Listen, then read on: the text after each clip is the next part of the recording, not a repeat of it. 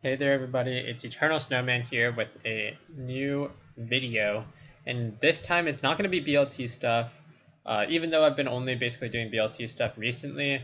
As many of you guys know, I have been playing a lot of VGC recently, especially at the start of like last year, ever since basically the beginning of Ultra Series, and when I found a group of friends who played VGC with me, I've been playing a lot.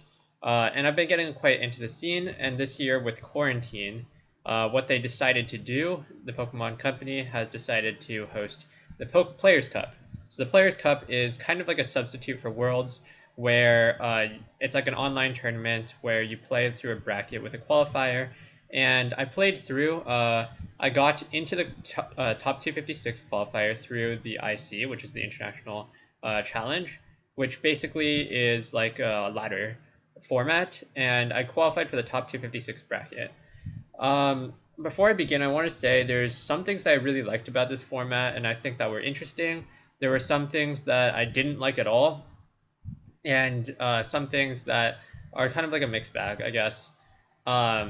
So first off, I didn't like at all how the tournament was run. I think that a lot of the issues with the tournament were that like they didn't really have the foresight of like, okay, in the top 256, what if people drop out, what if people didn't actually sign up, and it ended up in the case where there were a lot of rounds here. I'll pull up the bracket real quick, but there were a lot of games where it ended up being that you couldn't or that a lot of no-shows happened. And what most people thought would happen is that you basically, based on your seed, you would be able to get a higher advantage because, you know, if you have a better seed, you should be in a more favorable spot. But instead, it was completely random. So there was times when like you could pass round three, like winners round three is just a free round, or like this guy Chemcube could have gone like played only one round to get to winners round four. Like, and if you get lucky, then that's the kind of stuff that can happen, and it has no bearing on the seed that you get seeded in. So like, you know, some people had to play every single round, and then some people just got to skip rounds. And I thought this was like the worst part of the tournament, because like you have to have the foresight to like just do reseeding. It shouldn't be too complicated. There's plenty of software and stuff out there to do that kind of reseeding stuff. So that should have been like a super simple thing, and they shouldn't have had that issue. But it is something that they ran into, and that was probably the biggest like kind of mark on the tournament in my opinion, and it really showed kind of lack of foresight on their part.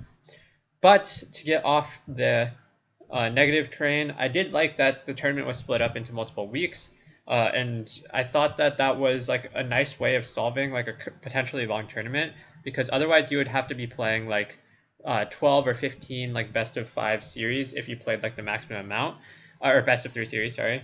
And that the way that they split up the tournament was like pretty clean. The fact that it was like, you know, relatively on time, and the fact that you only had to play like 3 to 4 best of threes every week was really nice. So my personal experience with the tournament was pretty good. And other than like the buy thing, which I kind of it wasn't a huge deal after round one. Um, the tournament was like pretty good. Other than that, for me, some of the interesting things that they introduced, which I think are kind of a mixed bag. Like I liked some of the things in there, but I understand why people would dislike some of those things. So first off, it was a completely new format. Not much you can do about it because the DLC just came out, but it did mean that you had to have the DLC basically, and it also meant that you had to build a new team for the DLC, which meant that like not always the best players would win, because a lot of this has to be a team building aspect as well with the new meta, and like you don't really have that much to go off. That said, I actually kind of like that because it does test your team building a lot, which I think is pretty interesting. The other thing that they did for the first time this tournament is that they basically made it so that your team would be visible. So here, I'll go to my round one match here. You'll see that the team list is completely available. You can see everything in my team, not the EVs and not the nature, so you don't know the exact stats, but you know basically what my game plans are. So you have to make it so that um, sometimes you have to make it so you have to make it either so that your synergy is not completely obvious, or that you that some of those synergies that you're using are so strong that you don't really have counters to them. So like gimmicky strategies that basically relied on lack of knowledge, especially like resist berries and those kind of things, become a lot less valuable when you kind of know everything. And I think like some players really dislike this probably. I was like 50-50 on this because a lot of my strengths as a player also come from those like hidden techs, but at the same time, I was also able to cash in a lot of wins, and a lot of like the uh, wins that I did get throughout this tournament were because I played well around all of their options, and I'm pretty good in like limited scenarios in general. So like I was able to like capitalize on that a lot, and like recognizing my what my opponent's options were and using like their options against them. And that was something that like I really excelled at in general. So I was like really happy with my placing. I ultimately didn't get into the day two slash I guess like World's Player Cup kind of invitational, but I did end up finishing 25th overall, including a big win over WolfeyVGC, who is biggest content creator on YouTube. Um, so here's my team. So my in-game name is Formora. You'll see here, but in my bracket run, I managed to do pretty well. I'll pull up the bracket again real quick. So um, in my run, I managed to win all of my games in day one. So day one was the first 3 rounds. So I managed to beat Dr. Fidget, then Sukiya, and then Yuto, all in pretty convincing games. Um, I had like decent matchup in all of these cases, and then I lost to Q here in round 4, and Q ended up winning, making it to winners side Players Cup qualification. So they finished winners side top 4. So they did really well for themselves. Obviously, big congratulations to them. I didn't have a very good matchup in my opinion, but they also played exceptionally well, and they read like a lot of the decisions that I was going to make. So big props to them on playing very well. So it ended up being like a really good, or like they ended up doing really well. So I'm like not like a terrible loss. And then I managed after that to beat Wolfie after dropping to losers. And then I got knocked out of the tournament right afterwards, right here. So I beat Wolfie 2-0, and then I lost in the next round. So obviously I would have preferred to qualify, but getting 25th in such a big tournament it's still like a pretty big win. I think I did a really good job at prep, especially my team building. I think I'll show you here the team. It has a lot of different options, and it's a very non-traditional team in the current meta. Most teams opt for either like a semi-rim balance kind of style, and I opted for a very offensive strategy, which doesn't like actually involve any weathers, which is actually another thing that is very common right now. So the core of the team is actually not the side spam part. So side spam is kind of like a misleading direction that a lot of people will kind of see and automatically assume that it is the core of your team. But actually, the core of my team is built around the Talonflame Venusaur combo, because Venusaur is such an impressively strong Pokemon in the format, in my opinion. And having Talonflame is one of the best supporting mons for it. Being able to give it Quick Guard, it's also able to set Tailwind very consistently. It's able to very easily control the speed. And if you need in the hardest speed control matchups, then you can also use Tailwind alongside its Dynamax, and both of its Dynamax moves help Venusaur out in the sense that like they both give Venusaur speed. Obviously, Flare Blitz activates Chlorophyll, and then Dual Wing Beat or Max Airstream activates the speed boost. And then alongside that, we have very strong offensive options in Urshifu. And one of the things that I like the most is being able to press advantages. So what the Talonflame is really good at is that it's able to convert your or always gain speed control. And then mons like Choice Band Dracovish and Urshifu are the best at converting those strong speed control aspects into always converting leads. So this is like a very aggressive team that uses like heavy offense and requires you to play very aggressively to be able to gain advantages, because its defensive backbone really isn't there. it doesn't have like the Intimidate, doesn't have the Boom for the defensive prowess, so you really have to convert on your leads.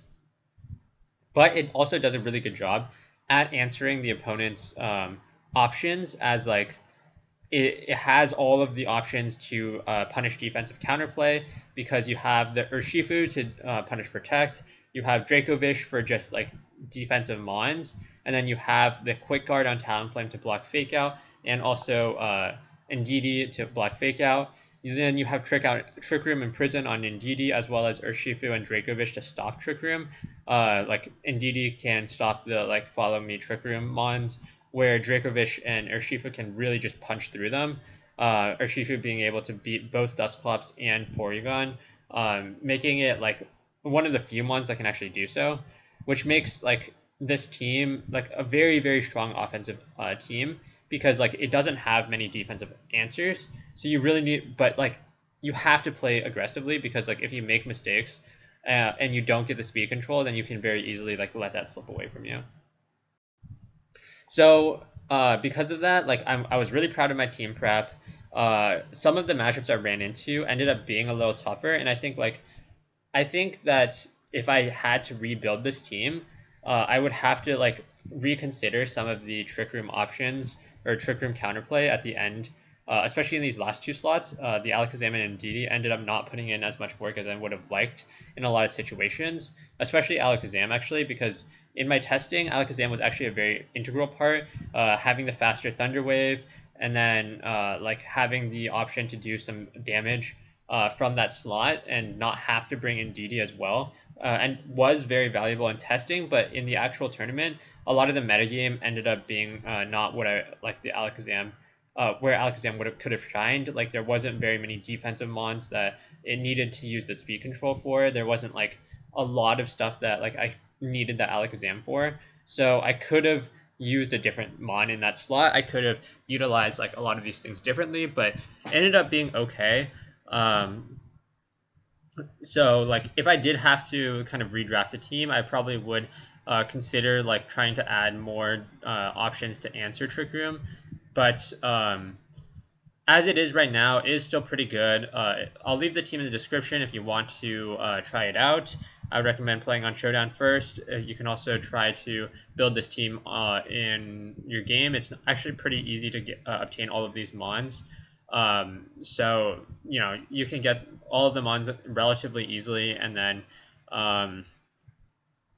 you know, play with it on ladder. So, like, I guess what is the point of this video? What did I want to talk about Players Cup?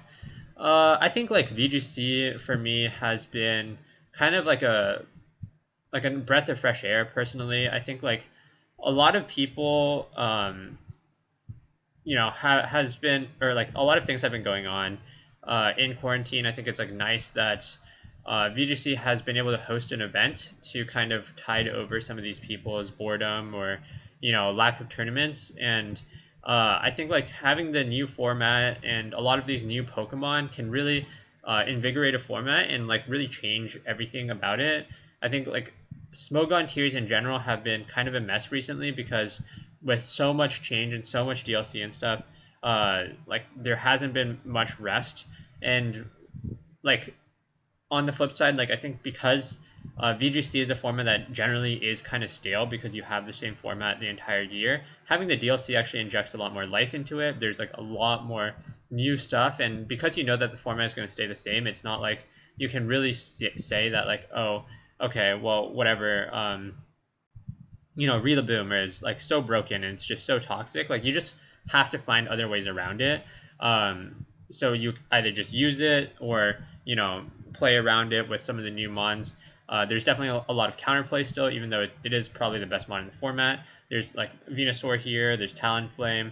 There's a lot of different mons that can be used to answer it, but yeah, so like that kind of stuff is like not really prevalent in VGC, where in Smogon, like, you know, OU could be toxic right now, but instead of us like figuring out ways to deal with it, we kind of just move on to banning stuff. And you know, that's like fine. I think like that's a perfectly good way of approaching it, but it does mean that there is a period of time where you kind of have toxic metagames where people just don't want to put in the time to invest into like breaking the breaking the metagame, and they just use the same stuff because they know that in a couple weeks that or Shifa is going to get banned, or Magirda is going to get banned, or whatever it is. So in the end, there's that. I also really wanted to make this video because I did well, and I wanted to like showcase kind of my side of it, because I think a lot of people don't really know who I am in the VGC community. I want to like put my name out there, and I've had a lot of chances now to, or I've had a lot of placings now where it's like no longer that I'm just a random anymore, but being able to beat Wolfey is definitely something that's like huge for me. I think a lot of players would love to have that opportunity, but knocking him out of the tournament, I had a good matchup in my opinion. I think like a lot of the Mons that I had did match up well against what he was trying to do, and I like my type of team is, or like his type of team was kind of what I was trying to snipe. He didn't have a Porygon form and didn't have like redirection without Trick Room, and didn't have like Tailwind or anything, so his speed control options were like limited. So he was really punished by like the Talonflame plus offense kind of team dynamic. And I had a really fun time playing with this team, so I wanted to showcase it a little bit. So if you guys did enjoy this type of video, let me know. If not, then I'll try to stray away from doing VGC content in the future. But if you do like VGC content, if you do want to see more of it, then leave a like, subscribe, leave a comment in the comment section down below, telling me what you want to see from VGC in the future. If you want to see me enter more tournaments and do this kind of tournament recap, or if you want to see me actually break down some of the games or teams that I played against more closely, then I can do that as well. And I hope you guys enjoyed, and I'll see you guys in another video.